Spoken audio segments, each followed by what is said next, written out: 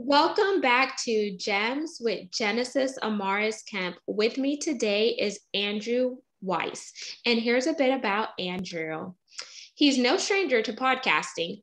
From barely being able to run profitable events to co-breaking a Guinness World Record for world's largest virtual podcasting event in 1 week. Andrew has learned what it takes to monetize brands and events and is here to teach you the same. And without further ado, let's welcome Andrew Weiss to the platform. Woo, happy to be here. Thanks for hosting, Genesis. Thank you so much, Andrew. And you gave me the bare minerals in your bio. So tell me, who else is Andrew Weiss? What do you have going on the forefront as well as behind the scenes? Yeah, Andrew Weiss, I'd say, is entrepreneur extraordinaire. Always staying busy, always have something going on. And currently, I'm working with Podfest as their chief marketing officer and consultant to making sure that they keep running successful, profitable events with lots of attendees. And hopefully we can continue to break some world records as the years keep coming and coming. So yeah, I grew up in Oregon my whole life, and I recently moved out to New York, East Coast, because a pretty lady convinced me to come out there. And been here for a few months now, and it's awesome being able to work full-time as a virtual entrepreneur. And I essentially work with Podfest. I do my own speaking and sales coaching, and also own an ATM for a passive income source, and just looking to constantly help other people get the financial and lifestyle freedom that they want as well. That is amazing. So how did you get introduced to Podfest? Were you already running your own podcast, or did Chris Comenso just tap you on the shoulder and say, hey, I think you'll be great. I want you to come partner with me, and here's my idea, and let's see how we could really collaborate, build a partnership, and take it further? Yeah, so when I first became a full-time entrepreneur in October 2019, I was kind of struggling a little bit to get my business up and going. And then I thought, what I love doing is bringing people together in an event space. And so I did my own event called Fight the Fluff. And I called it that because I was tired of speakers coming in and talking, but not actually saying anything. And I'm sure we've all heard those type of speakers before, who they either talk about themselves the whole time or talk about why their topic is important without actually giving actionable, tangible advice. And so I brought in, I want to say 30 plus speakers for my event. And based on the success of the event, one of the speakers actually introduced me to Chris because I used the platform Whova, which really is an amazing virtual event platform. For those listening, Genesis is actually usually always on the leaderboard and winning the competitions and engaging with people. And essentially, because of my knowledge of Whova, because of sharing similar values of wanting to bring actionable, tangible content from amazing speakers, I got introduced to Chris Krimitsos to then put on Podfest. And at the time, it was August 2020, and what was going on. And so everyone was stuck at home, and Chris is a big visionary believer, and he knew this was a great time to bring everyone together. And I was essentially his right-hand man to help execute everything and help him make it all happen. And a few months later, Guinness World Record certified us as the world's largest virtual podcasting event in 1 week with 5,003 people. Congratulations, because what you, Chris, and Wendy is the third person, right? Yes. Mm-hmm. What y'all do for Podfest and just bringing people together is amazing. And I actually stumbled across Podfest on Facebook, and I was like, what the heck is Podfest? Because I was new to the game, didn't really know about podcasting, but I just knew that I wanted to talk into the mic to help people, especially coming from a corporate background and being forced into entrepreneurship. Because, I got laid off from oil and gas. I'm based in Texas, and it came 1 week after my dad passed. And after my dad passed, I found out that I was being laid off, but then they realized that they needed someone to offload the training, since I was the only one working on the North American Growth Project team for polyethylene. So then they kept me on to train somebody else. And I'm like, this doesn't make any sense. But here I am talking to you, Andrew, who is a serial entrepreneur. You've broken records along with Chris and Wendy. you said that you own an ATM for passive income, and Mhm. then you do sales coaching. So walk us through, what does the rest of your day look like whenever you aren't really doing Podfest stuff and you're tapping into your other entrepreneurial endeavors, and what type of advice would you give someone who is aspiring to do that, but maybe they're afraid because depending on how we grow up, our family members tell us go to school, get a good job, and then that's all. And they teach you how to be a good employee, but being a good employee does not work these days. Mhm. Well, I would say each person's different. Everyone has different preferences on what they want, what they're good at, what they desire. And really, being an entrepreneur, because it's a capitalistic endeavor where being an entrepreneur, there is a lot of risk to it. And there's also risk to being an employee. So as you experienced yourself, you said you got laid off or fired. And so there really is a risk to everything. And some people want to risk being an entrepreneur. Some people want to risk being an employee. And I don't think there's anything wrong with wanting to be an employee because, it can be more comforting. It can be more secure. You don't have to worry about being proactive as much because for the most part, you can get told what to do all day. And then it's less stress on your brain because it's just easy to focus on something. But for me, going back to it, I want people to do what they want to do. And if they do want to be an entrepreneur, if they do want that financial freedom, I want them to know that they do have the resources and skill sets and assets in front of them to get where they want to go and succeed as fast as possible. And so I do love helping people who either want to become entrepreneurs or want to become better entrepreneurs because I have a passion for it. My father is an entrepreneur, and I got to learn at a young age that it is possible to make as much money as you want, to not have a limit to it, to work whatever hours of the day you want to work without having to work 9 to 5 every single day, no matter what, for, like you said, 50 years, then retiring. But so first, I do want to say that it is okay to want to be an employee. And of course, I'm a bigger fan of being an entrepreneur.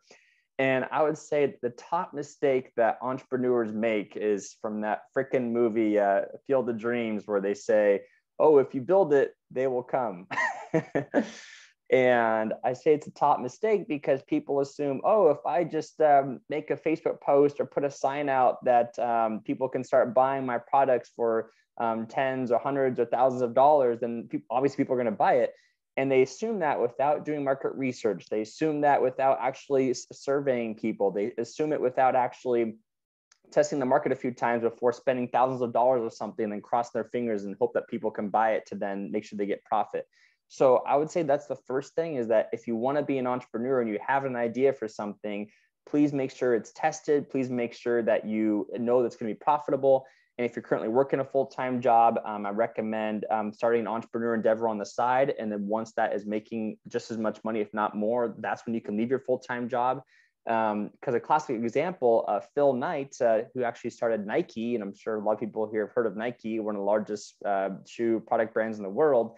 He actually worked a full-time job as an accountant and lived with his parents until he was at least, I want to say 35, maybe even 40 years old, just because he knew the importance of really having that stable cash flow that entrepreneurship can't always bring.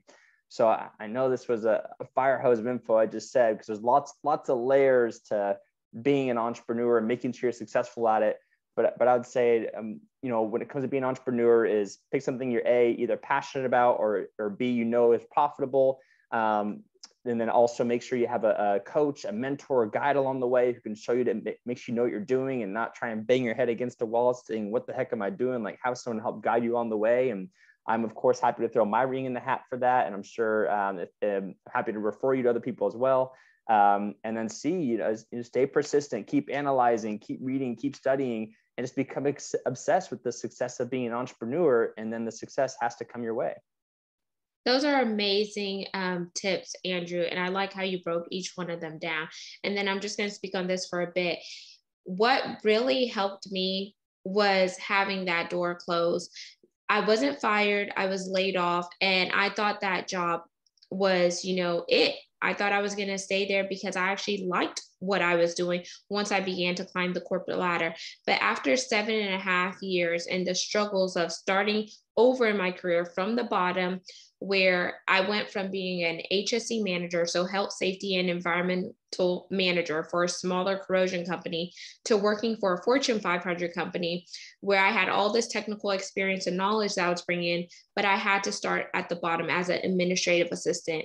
Then I went on to raw material coordinator, but that taught me how to work with people. It taught me vendor management because I was controlling all the raw material components that went into making PP, which is polypropylene, so a form of plastics. Then from there, I went on to trade regulations and compliance coordination for polyethylene, which is another commodity. And I got comfortable, but it wasn't until I was being forced via a layoff, since oil and gas prices were not really conducive due to the pandemic and other things, that the layoff came. But it was the best thing that could have happened to me because it forced me further into entrepreneurship, and it helped me accentuate my core values. And it made me realize, why am I trading my time for money? And now I have more controls in my wheelhouse. And if I choose to go back into corporate, it would be strategically, because I'm going back to build up my cash flow while funneling that cash flow into things that are going to produce more income, because I'm all about having multiple streams of income. And I like to tell young people, because I'm only 30 years old, is that you have to be wise. I say be wise as a serpent, but harmless as a dove. And don't allow people to place you in a box, because when they place you in a box, you start to get comfortable and complacent. And when you get comfortable and complacent, you're not dreaming big and you're not stretching yourself. So you have to ask yourself, what gifts and talents do I have? And how can I accentuate that to monetize brands like you're doing, Andrew, to have profitable income, to have passive income? Because nowadays you can't put all your eggs in one basket, metaphorically speaking. And if you haven't learned anything from the pandemic, it's that jobs are not secure as they were. We're now in a period called the Great Resignation, where there are numerous people that are leaving their jobs because they realized whenever everything was shut down, there was so much that they learned about themselves. There was other ways of making money. They didn't have to be capped at certain salaries, and they could go beyond the extra mile doing things that were conducive for their personal and professional growth while still spending time with family. And that time you're not going to get back, because we all have the same amount of time. And if you are busy doing modern day slavery, slaving at someone else's job, what are you doing for yourself to build that brand, leave that legacy, and have a sturdy foundation?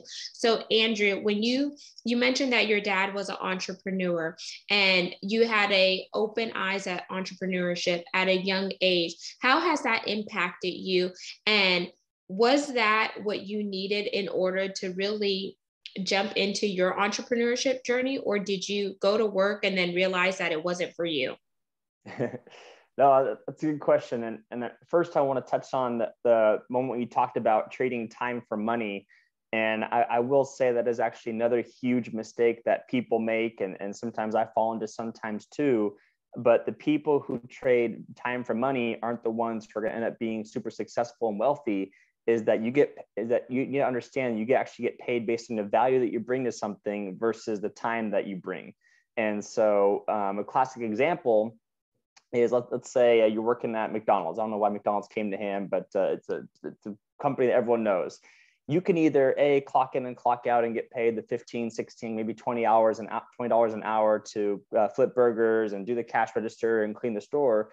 Or you could go to the sales manager of the region and say, hey, how can I help bring in extra sales into this company? And the extra sales that I bring in, I get a percentage of that. And that's a lot more profitable, a lot more beneficial than just clocking in, clocking out each day. So I encourage everyone, and that's actually something I learned just in the past couple of years, the importance that people pay for results and the value you bring, not just for the time that you spend with them. And a classic example is that there's a copywriter I read on a website somewhere where I think he charges like $300 an hour to meet with him. And in his copy to encourage you to book a call with him, he says, but also, if I solve your problem in the first 2 minutes of our conversation, why do we need to talk the rest of the 58 minutes? So just kind of keeping that perspective that focus on the value you bring to people, not just the time that you're clocking in and clocking out with. And as far as my own entrepreneurship journey, Yeah, I definitely was that classic kid who would sell lemonade on the street corner when I was a kid and have a lot of fun doing that. I also was the guy who would sell chips during recess at school lunch in middle school, but I went to a private school and they banned me from doing that for whatever reason. I should have kept fighting that and going after it, but back in the day when you're 12, 14 years old, you give up easily on things. But alas, I was still that guy. And then I was actually president of the business club at my high school I went to. And while I was president of the business club, I actually got invited to attend a business camp for high schoolers. And it was called the Young Entrepreneurs Business Camp. And they taught you how to start your own business, how to pitch to investors, how to work in teams. We got to meet people around the entire state of Oregon. And I loved it so much that I actually ended up interning for them and working for them for 3 years. And that's actually what gave me lots of public speaking and sales experience, is that I got paid to travel and speak around the entire state of Oregon, gave over 1,000 presentations in 3 years. We actually hit that 7-figure mark in the nonprofit. And so it was a super exciting time that not only was I being entrepreneurial with still starting my own business on the side, but also teaching other people professional entrepreneurship skills that they had no idea what entrepreneurship even was. Like whenever I was in high school, middle school, my dad, my friends and people asked me, what did my dad do? I said, oh, entrepreneurship. They would always give me that one eyebrow raise, like, what is that kind of thing? So it's definitely been interesting. And then I'm once again very fortunate. I grew up in an environment where I knew entrepreneurship was even possible at a young age, because I know some people don't realize that you don't have to work for 60 years just to retire, and for 10 years that you can live the best life you can today with the right mindset and guidance and strategies of wealth generation. I like that. And I like that whenever you went to work for that company for 3 years, you were building up your personal brand and you were also building up your professional brand. And the skills that you acquired allowed you to be successful in what you're doing now. And sometimes you have to start somewhere. So I like that you walked us through that journey, Andrew. And whenever you think about running profitable virtual events and now face to face, because Podfest, y'all had a face to face event, what were some of the hard things that you had to work through, and how have those hard things, taught you a valuable lesson? Oh, so the question is, what are the difficult things of running a virtual or in-person event? Yes. And how have those difficult things or hard situations taught you a valuable lesson? Yeah. So just like with any event, really, the most difficult thing is always getting butts in seats, getting people to actually show up. And what I like to tell people, that when it comes to recruiting for events, be expected to put in 10x the effort and work that you would expect in order to get the results that you want. So if you want to get 100 people to come to your events and pay for it, you better put in the effort and work to go after 1,000 people. And now, granted, if you want 100 people to come for free, that's a lot easier than getting to pay for it. So I'd say it's always the toughest part, is understanding that, yes, it is obviously, well, not obviously, but it can be quote unquote difficult to put together the video team, to book the venue, to set up the sponsor booths, to coordinate with the sponsors. And I would say too, but in the events world, especially with Podfest, is that ticket sales actually don't help finance us putting together these huge events. That sponsors are actually a huge part of it, of helping to finance the events. So we're very grateful and very lucky to be able to have amazing sponsors who want to see so many people succeed and get able to help subsidize the cost of tickets for people to show up to the event in the first place. So when it comes to profitable events, yeah, the most difficult thing is getting enough sponsors to help finance it. And of course, to get enough people to want to sign up and attend and show up in the first place.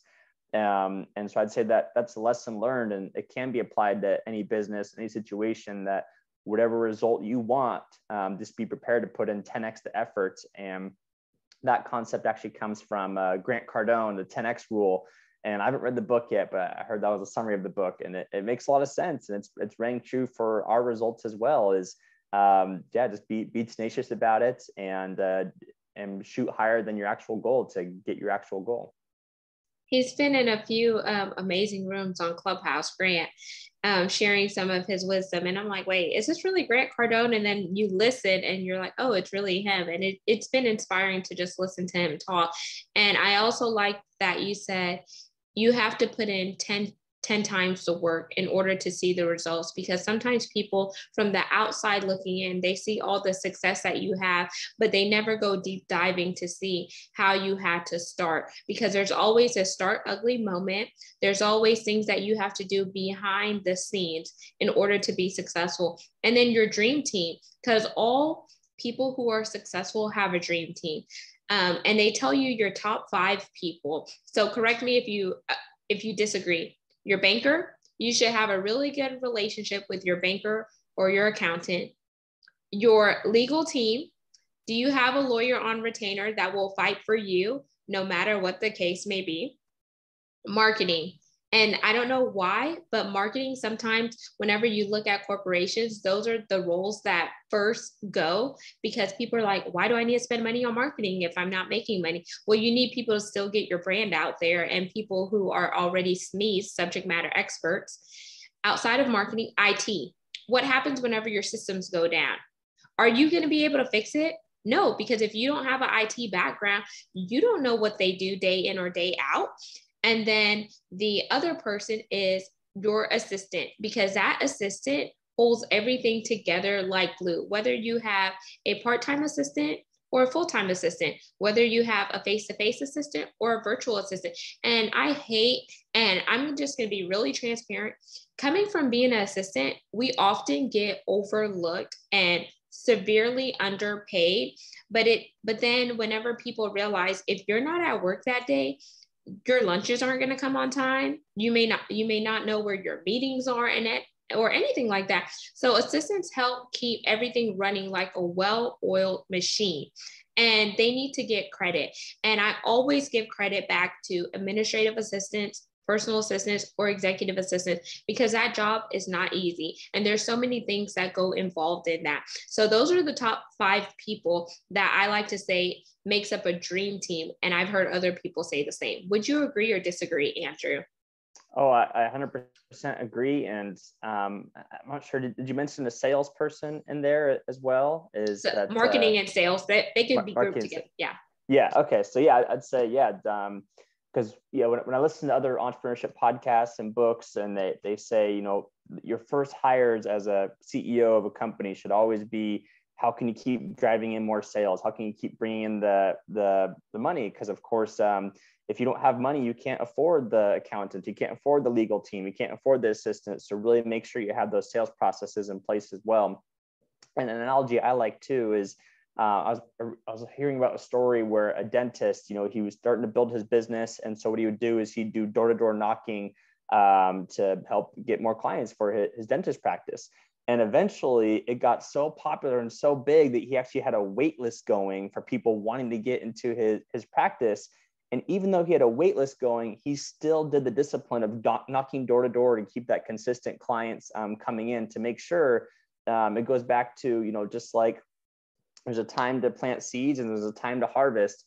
And if you only plan for that time to harvest versus the time to plant seeds, then you're going to miss out on the next harvest cycle the next time around. So I like that attitude, that no matter how successful your business is, no matter how well it's going, stick to the basics, keep that lead generation coming in, and make sure that you have that consistency of having people always want to pay you and work with you at all times. And Andrew, as we wind down, because I want to be respectful of your time, what are 1 or 2 gems that you would like to leave with the listeners and viewers? And remember, the core mission and pillars are to educate, inspire, and motivate here on GEMS. Yeah, 2 gems I would say is, whenever you want to do something, find someone who's already done it and ask them what it takes to do it. Obviously, taking your skill sets and your knowledge and your expertise into play. And I would say another gem is, just because you haven't done something before doesn't mean you can never do it. And so whether you've never run a marathon before, whether you've never hit $100,000 in a year before, or $1 million in a year before, doesn't mean you can't do it. Is just put that belief into yourself, get that team, like you said, behind you, people who believe in you, can help guide you along the way, and get it going, get the people going. Amazing. And close us out with telling the listeners and viewers once again who you are, how they could connect with you on social media, and your call to action. And thank you again, Andrew, for being here. Yeah, you're so welcome. So you can find me on social media on Facebook or Instagram, LinkedIn, Twitter, whatever platform you use the most. I always check all my messages, and you can find me at the Andrew J. Weiss. And you can also check out my website, weisswisdom.com, and you can get a free guide on a virtual summit checklist. Genesis is going to put the link in the show notes, and would love to hear from you and help you accordingly. And there you have it, listeners and viewers of Gems with Genesis Amaris Kemp. You just heard Andrew Weiss, and we unpacked a lot of things that he's doing as a serial entrepreneur. And until we chat next time, peace, love, and lots of blessings. Have yourself an amazing day, and carpe diem. Seize the day, because greatness is inside of you, and you need to tap into your full potential and walk out your purpose.